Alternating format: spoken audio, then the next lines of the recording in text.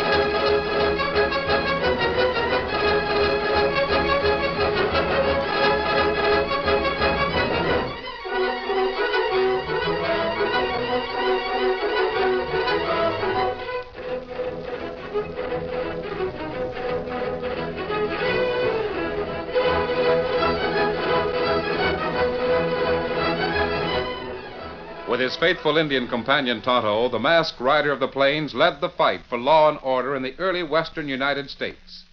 The stories of his strength and courage, his daring and resourcefulness have come down to us through the generations. And nowhere in the pages of history can one find a greater champion of justice. Return with us now to those thrilling days of yesteryear. From out of the past come the thundering hoofbeats of the great horse Silver. The Lone Ranger rides again. Come on, Silver! Faster, boy, faster! I'll Silver! Away!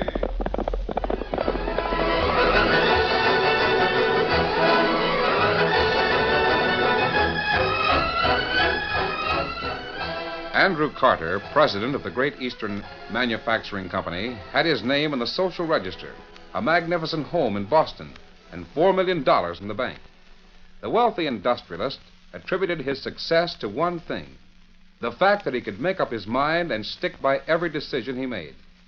And Carter was big enough to believe that other men, too, should be the captains of their own destinies. Thus, when his son Bruce was graduated from law school, the man said quietly, "Congratulations, son. I ought to be able to save some money now, what with a lawyer in the family." Oh, afraid not, Dad. In the first place, knowing the approximate size of your bankroll, I'd be tempted to charge you double on every case I handle for Great Eastern. And in the second place, I'm not going to hang out a shingle. Just yet. Well, you must have some plan for the future. For Coral and yourself. Oh, yes, Coral, of course. Tell me, Bruce, are you and Coral figuring on... Hello there. Oh, excuse me, Mr. Carter. Come in, Coral, come in. Bruce and I were just chewing the rag about nothing in particular. Really? Hi, Coral. You're, just in time. For what, darling? I was on the verge of dropping a bombshell in Pop's lap. You can help him handle it. I think I know what it is, too. You're going to say that you've decided not to be a lawyer now that your father has put you through law school, right? Partly. He's already said that. What else, Bruce? I've decided to leave Boston for a while. Leave Boston? Why, how utterly ridiculous. Why, Bruce, darling, really, where on earth... Just a moment, Coral. What do you have in mind, son? I want to go out west, Dad. There's lots of new country, big country, and I believe big opportunity for me. Why, Bruce Carter, surely you can't be serious. Opportunity? Good heavens. What more opportunity could anyone want? Whereabouts out west, Bruce? The gold fields? Oh. Timber, perhaps? Out in California? Oregon? No. I want to see the plains in the southwest. The cattle country. Cattle? You mean you... Cows, Coral. You know, green grass, white milk, yellow butter, red cow, and so forth. So, you're really going out west? I suppose, then, this means that you and I... I'm not making any plans right now. I see. When are you leaving, Bruce? As soon as possible. Well, I must run along. Goodbye, Bruce. And please give my regards to all the beautiful cows. Just before my lady friend came in, Dad, I think you were going to ask me what my plans were for Coral and me. No answer necessary, my boy. Now tell me, how much money do you want? Thanks, Pop. It's nice of you to offer, and later on I might call on you for a couple of million. But right now I've got my fare and enough to live on for a while. Son, I made my fortune by thinking straight and working hard. And I believe it's every man's privilege to do the same. Just remember that.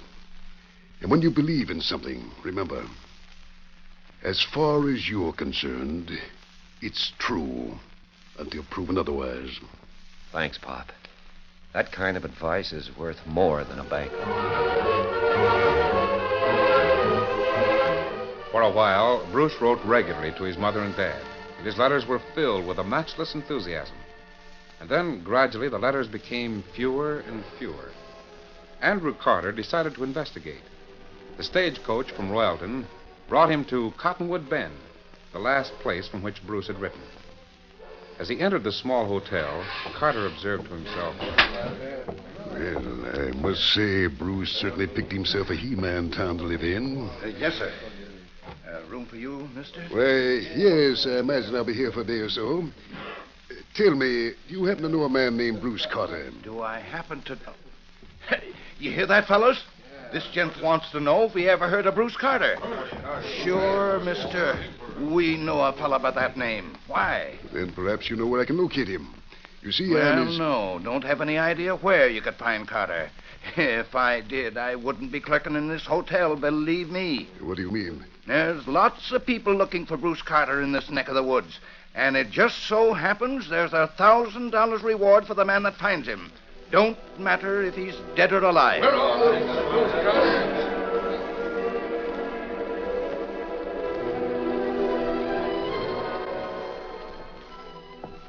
Sheriff Kaplan, Yeah, that's me. I'm Andrew Carter, Bruce Carter's father. Oh, yes, I heard you was in town, Mr. Carter. Sorry we ain't got better news for you about the kid. I want you to tell me everything about my boy. Sit down. Thank you. Well, there ain't a whole lot to tell. Kid came out here a year or so ago. Worked hard, saved his money, and filed on some government land out north of town. Doing right well, too. Had a little stock started, got some buildings up, was going good. Then, well, the kid had some bad luck. What kind of bad luck? Rustlers cleaned him out. Right then and there, he went loco. Guess maybe he figured if rustling was a good game, then maybe two could play at it. I've been sheriff for 6 years, and there's only one other hombre. Well, two. That give me as much trouble as Bruce Carter. Yes. Here, I can show you some reward notices. Here you are. Now, this fella, this Dirk Gentry, he's a mighty bad hombre. Been dodging the law for years. Only he operates with a gang, see? And the kid, your boy, is strictly a lone wolf. Here, this is one of the notices we got out on Bruce. You said there were 2 men giving you trouble besides my son. Who's the other one, Sheriff? The slipperiest one of the bunch. Fella known only as the Lone Ranger. Oh. Well, you'll hear plenty about him if you stay in this country very long. Lots of people got the idea he ain't no crook at all, but me, I know better. Any man goes prowling around with a mask over his face ain't up to no good. Come riding into these parts 2 or 3 months ago. Been seen a number of times. But, like I said, he's a slippery devil. Well, I'd better get back to the hotel. I've got to decide what to do. And, Sheriff, Yeah? I wish you luck in your search for Bruce Carter. If my boy is really an outlaw, I hope you catch him soon. Either dead or alive. Yeah. Well, I'll keep looking for him. Sheriff Kaplan! Oh, now what in blazes? What do you want, eh? Robbery, Sheriff. Robbery at Angel's Crossing. Somebody stuck up the Wells Fargo. Tell me. Did anyone recognize the person who held up the Wells Fargo? Don't nobody have trouble anymore recognizing Bruce Carter. Come on, horse, get out.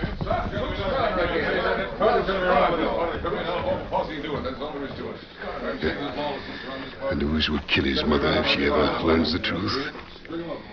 It's too fantastic to be true that Bruce should... You, mister.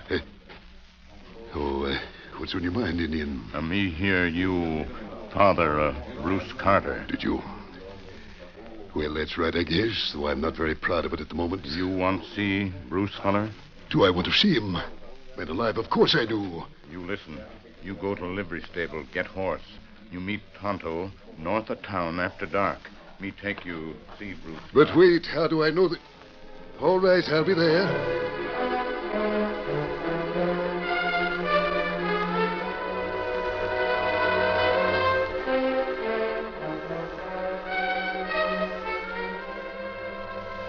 The yellow, flickering light of a small campfire illuminated a strange scene far back in the sheltering foothills. Two men, both big and sinewy, faced each other tensely, silently. Their hands hovered above their gun holsters. And then the masked man spoke. All right, Bruce. Draw. Oh, it's no use, I tell you. I'll never learn to draw a gun as fast as you if I live 100 years. Nonsense, Bruce. You've already doubled your speed just in the last week. And the more you practice, the better chance you'll have to live 100 years. Now, here, let's try once more. Remember, don't reach for your gun. Draw the gun.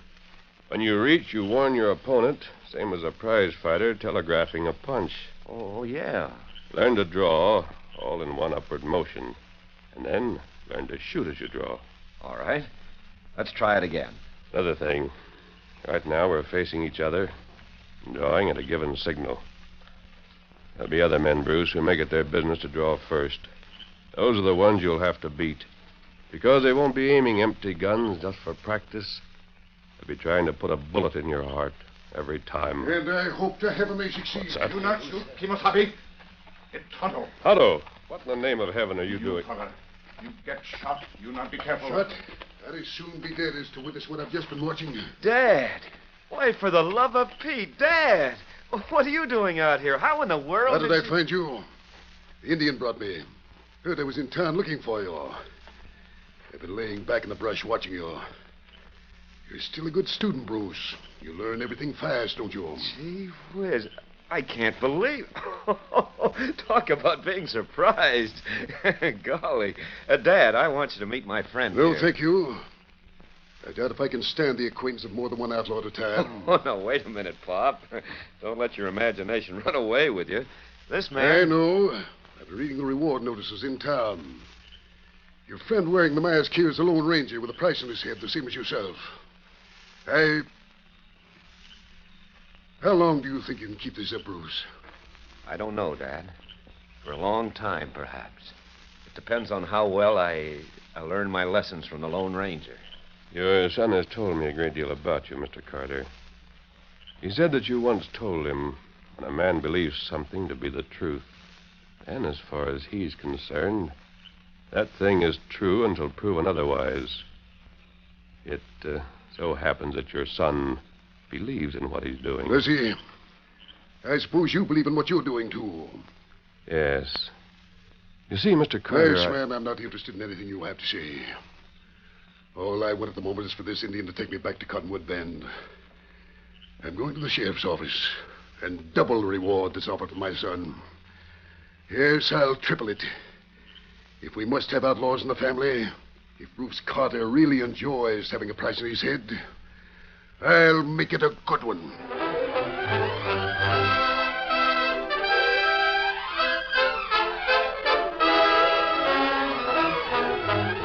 The curtain falls on the first act of our Lone Ranger story. Before the next exciting scenes, please permit us to pause for just a few moments.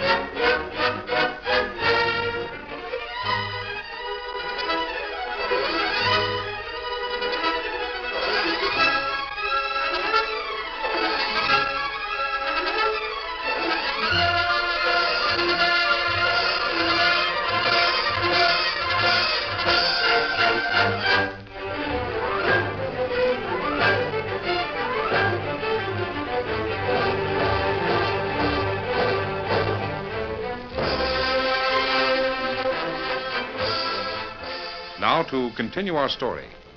Sheriff Kaplan lost no time in hitting the trail after receiving news that the Wells Fargo Express had been robbed. The townsmen would have been surprised to know just how quickly the sheriff found the outlaw camp each time he hit the trail. Also, they would have understood why it was that he constantly refused to take a posse along.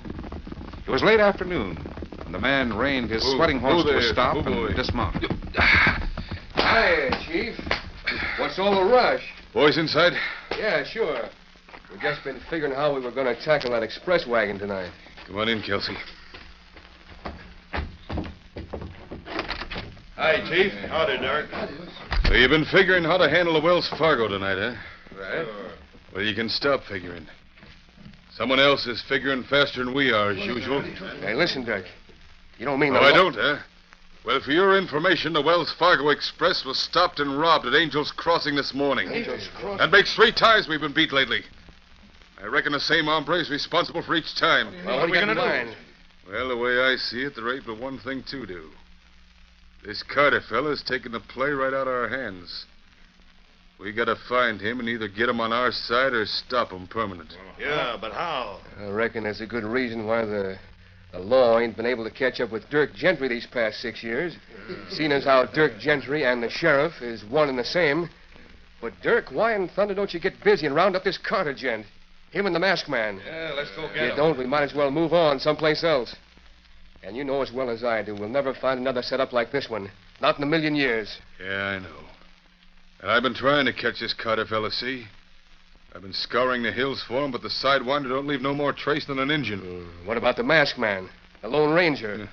Trying to catch him is like grabbing for your own shadow. If we could only... Well? Huh? Only what? Wait a minute. Huh. Fella come to Cottonwood today. Bruce Carter's father, a rich fella from back east. Boys, I think that's the answer. I really think we're going to nail Mr. Bruce Carter after all. And maybe grab off the jackpot at the same time. Well, what do you got in mind, Dirk? Gather around, you hombres, and listen.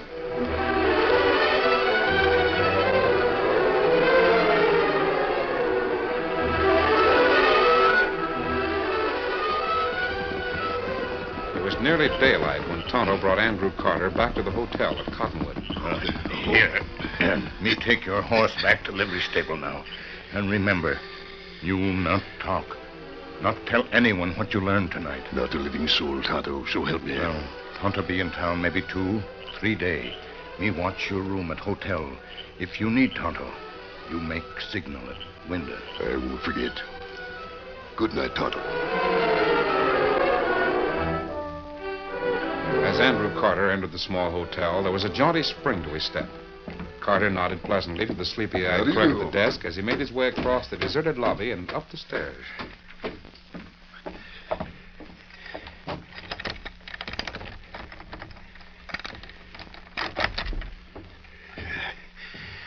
Now to get a good night's rest. First, I'll have to write a letter to the boy's mother. Confound it. Where's that lamp? Here you are, Mr. Carter. Let me light the lamp for you. Who in heaven's name? Oh, it's you, Sheriff. Yeah. Hope you don't mind me coming in this way. I wanted to talk to you private-like. You certainly startled me for a moment there. What did you want to see me about? About your kid, Bruce. Bruce? What about him? Well, we finally caught up with him, Mr. Carter. What? I wanted to talk to you before we brought him back to town. Before you... You mean you know where Bruce Carter is? Uh-huh. You see, I nabbed him yesterday afternoon, right after that express robbery. Oh. Oh, yes, the robbery. You say you captured Bruce yesterday afternoon, huh? That's right. Now, I've been thinking things over, and it might be you and me could ride out to this place and sort of talk to the boy. Maybe you could talk some sense into his head. Perhaps talk him into clearing out of these parts.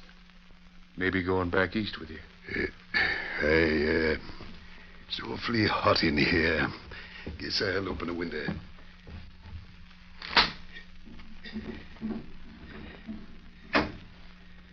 Yeah, that's better. Of course, now, maybe you ain't even interested in seeing the kid after what you found out about him, but... Sheriff, after what I found out, your proposal is very interesting. Well, I didn't know. You've been gone most all night, eh? Say, where in thunder you been, anyway? I hired a horse at the livery. Took a long ride up into the hills. Well, I didn't think you'd be much of a hand for horseback riding. But that's all the better.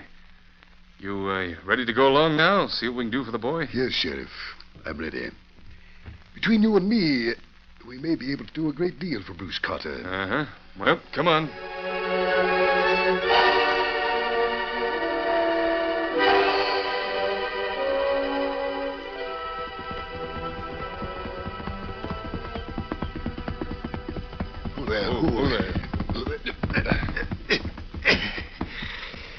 I'm sorry I'm not a better rider, Sheriff. We might have gotten here sooner. This is the place? This is the place, all right. Come on, let's get inside. All right.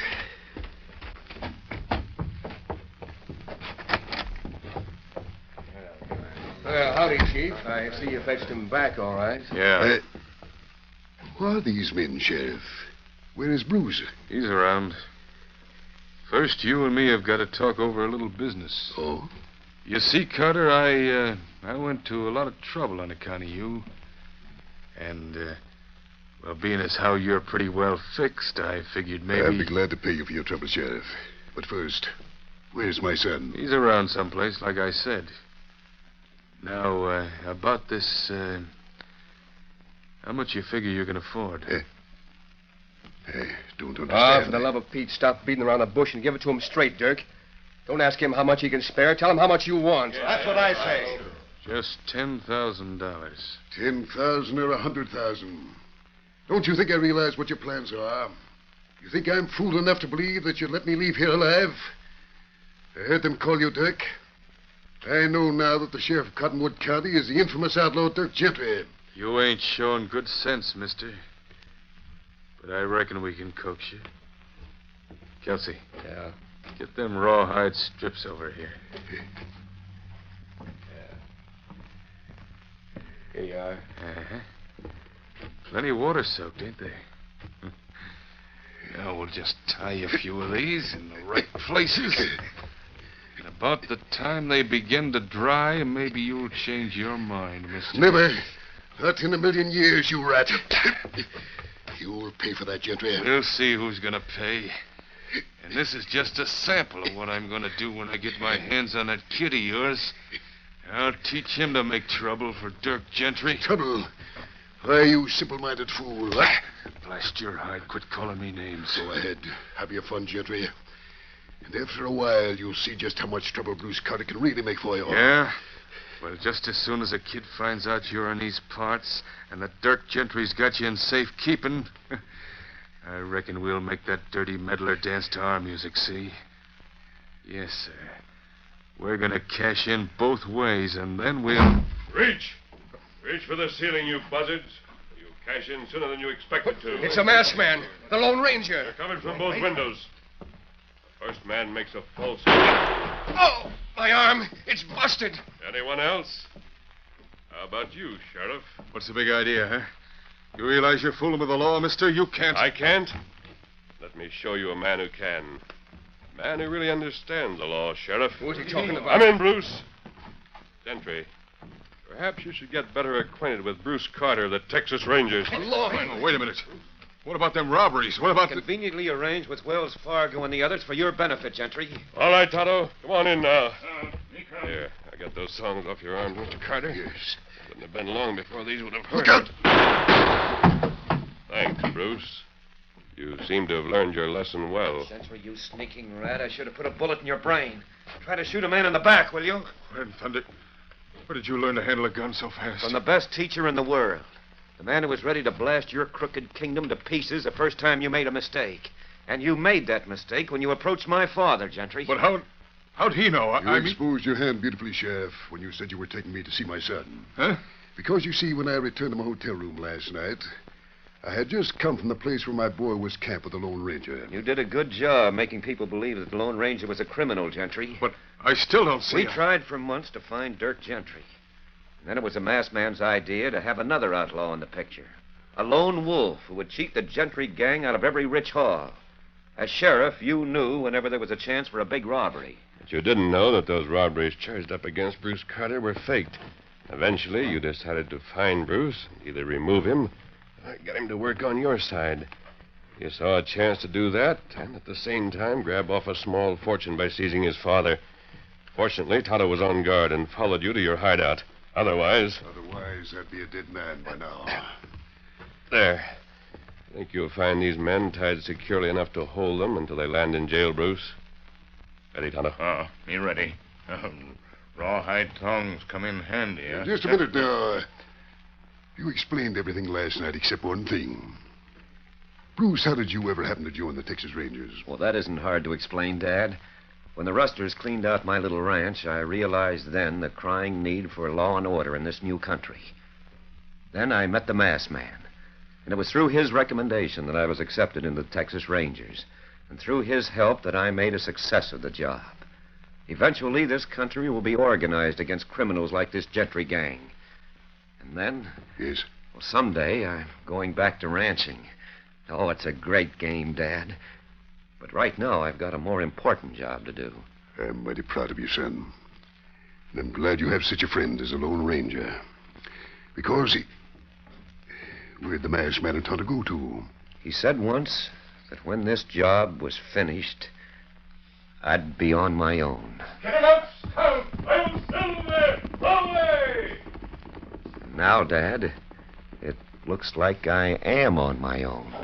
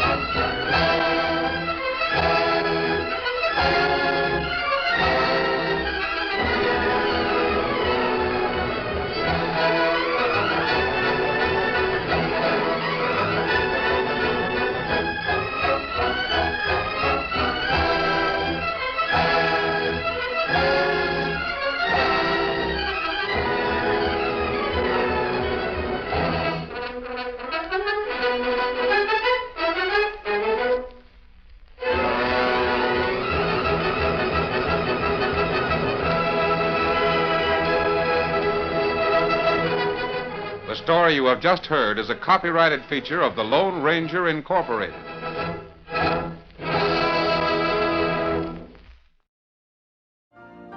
You've been listening to the OTR Gold Network. Find more classic radio at otrgold.com.